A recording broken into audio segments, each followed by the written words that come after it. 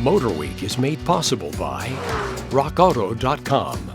Honda continues their commitment to the minivan segment and has been rewarded by legions of faithful fans for their Odyssey. So 21 sees a host of updates to keep those fans happy, as well as perhaps entice new households to think twice before buying that less practical crossover.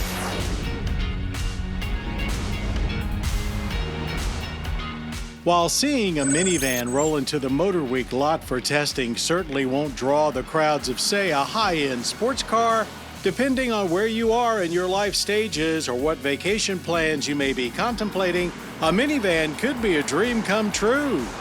And this 2021 Honda Odyssey has plenty to offer families, as well as maybe even a little something for the sports car fans as well.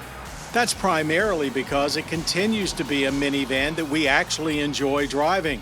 It's not a canyon carver per se, just a solid and capable platform that doesn't seem chore-like to wheel around despite its very big size.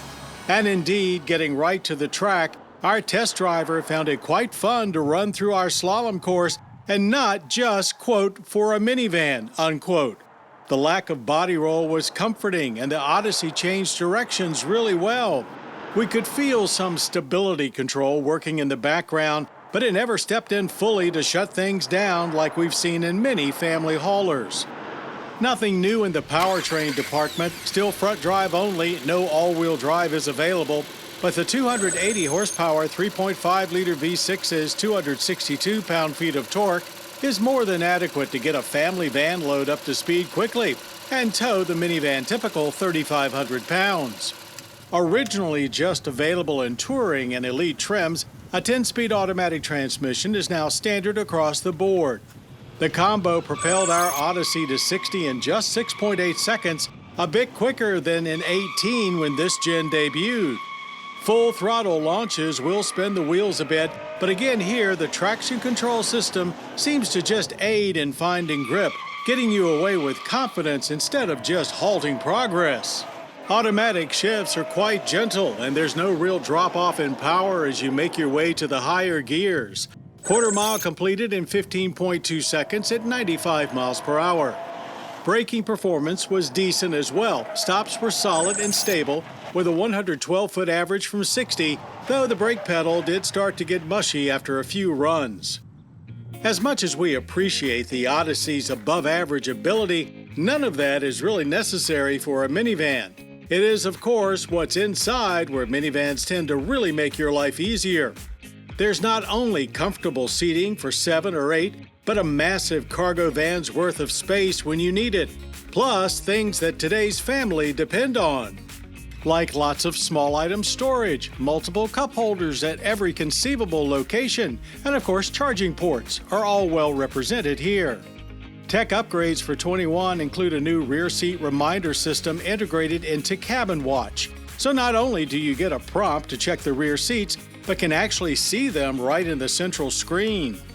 At 8 inches, that screen is maybe a little small by current standards, but still quite functional. And its location high front and center of the dash, not recessed into it, makes it easy to reach. Ease of use has also been enhanced with the Magic Slide second row outboard seats that fold flatter than before, though still not into the floor. Regardless, this should make big item loading less of a pain, while also making the seats easier to remove for max cargo, as they are still heavy. That space remains a cavernous 32.8 cubic feet behind the third row, 86.6 behind the second, and 140.7 with third row folded and second row removed.